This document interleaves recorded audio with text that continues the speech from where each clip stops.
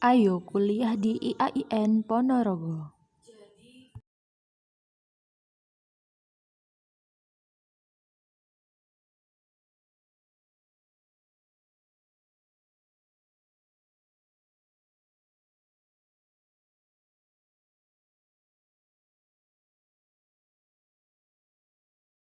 Bismillahirrahmanirrahim. Assalamualaikum warahmatullahi wabarakatuh.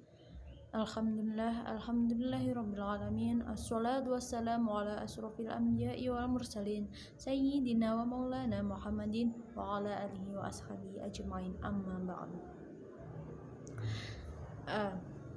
Langsung saja, jadi di sini saya membuat video ini untuk memenuhi tugas mata kuliah Teknologi Informasi dan Komunikasi di jurusan Pendidikan Agama Islam Negeri Ponorogo. Untuk kalian semua yang sudah melihat video ini, ayo kita kuliah di IAIN Ponorogo.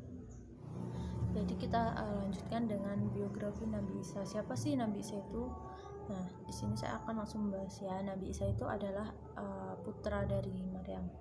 Beliau tidak memiliki ayah. Nah, kenapa beliau tidak memiliki ayah? Nah, di sini karena kehendak Allah Subhanahu wa taala, yang mana Allah ini mempunyai tujuan untuk memberikan ujian bagi manusia. Apakah manusia itu percaya atas kekuasaan Allah Subhanahu wa taala. Nah, melanjutkan ceritanya. Nah, di sini Maryam putri Imron bin Masam atau ibu dari Nabi Isa.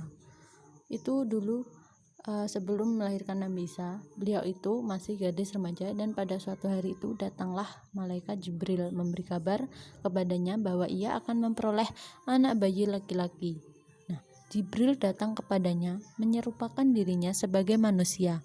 Lalu ditolak oleh Maryam dengan ujarnya, "Jauhlah engkau dari sini, dan aku berlindung kepada Tuhan atas kejahatan yang akan terjadi. Dan aku takut kepada Allah Subhanahu wa taala." Nah, lalu Jibril meniupkan ruh yang suci ke dalam rahim Siti Maryam, dan ia pun hamil. Hal ini dinyatakan di dalam Al-Quran. Jibril berkata, "Aku ini pesuruh Tuhanmu dan akan memberi kabar gembira bahwa engkau akan melahirkan seorang anak laki-laki yang suci." Terdapat di dalam Quran surat Maryam ayat 19. Lalu Maryam berkata, bagaimana terungkap di dalam Al-Quran.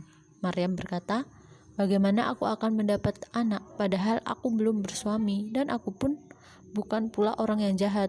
Terdapat di dalam Quran surat Maryam ayat 29. Dan Jibril pun menjawab kembali, "Demikianlah akan halnya Tuhan. Engkau telah berfirman, perkara itu amat mudah bagiku, supaya kujadikan suatu tanda kekuasaan kepada manusia dengan rahmatku, dan kejadian itu adalah sesuatu yang diluluskan." Terdapat di dalam Quran surat Maryam ayat 21.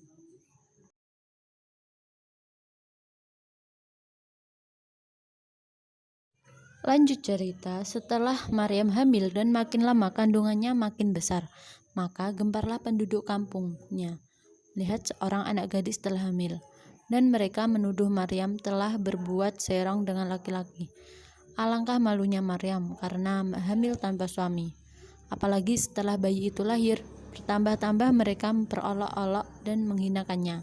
Bertubi-tubi Maryam mendapat pertanyaan, "Hai Maryam, mengapa kamu sudah beranak, padahal kami melihat kamu belum mempunyai suami, sedangkan orang tuamu yang baik-baik. Mengapa engkau sekarang menjadi orang yang cemar?" Mendengar itu, Maryam tidak menjawab, hanya berisyarat kepada anaknya saja. Mereka tercengang sambil berkata, "Bagaimana kami disuruh berbicara sama anak kecil?" Maka dengan kekuasaan Allah Subhanahu wa taala, anak bayi ini pun dapat berbicara sebagaimana tertulis di dalam Al-Quran surat Maryam. "Sesungguhnya aku ini hamba Allah, telah diberi kepadaku kitab Injil, dan ia telah menjadikan aku seorang nabi. Ia telah menjadikan aku orang yang berbakti di mana saja aku berada, dan mewajibkan aku sembahyang dan membayar zakat selama aku hidup. Dan ia menjadikan aku berbakti kepada ibuku, dan ia tidak menjadikan aku orang yang sombong atau celaka, serta keselamatan atasku pada hari aku dilahirkan, dan pada hari aku akan mati, dan pada hari aku akan dibangkitkan dalam keadaan hidup. Anak bayi itu Isa bin Maryam. Perkataan benar yang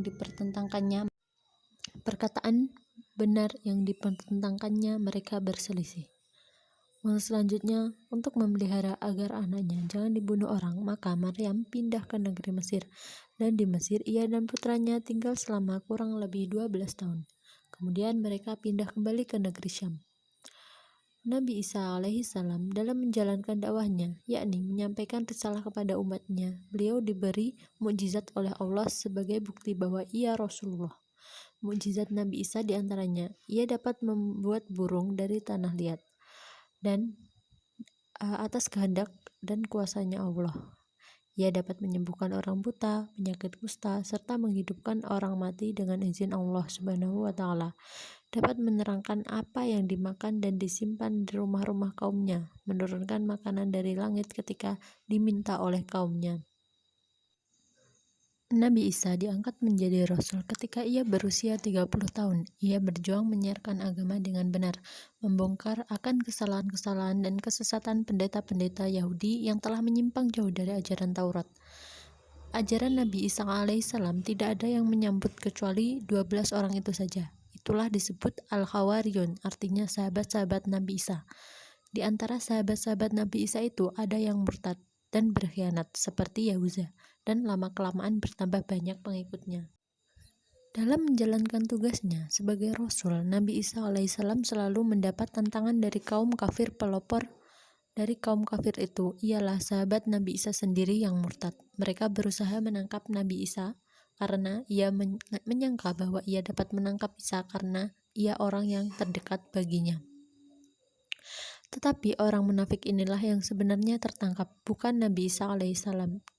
Dan dengan kekuasaan Allah subhanahu wa ta'ala, Nabi Isa alaihissalam telah diangkat ke alam gaib, sedangkan muka atau paras wajah si murtad ini dilihat oleh orang banyak seperti Nabi Isa. Kekuasaan Allah subhanahu wa ta'ala lebih dan melebihi segala-galanya, dan rencana manusia dapat berhasil, tetapi rencana Tuhanlah yang pasti terjadi dan terlaksana. Nah, itu sedikit cerita tentang biografi Nabi Isa. Nah, untuk kekurangan dan kesalahan mohon dimaafkan. Oke, terima kasih untuk yang sudah menonton. Assalamualaikum warahmatullahi wabarakatuh.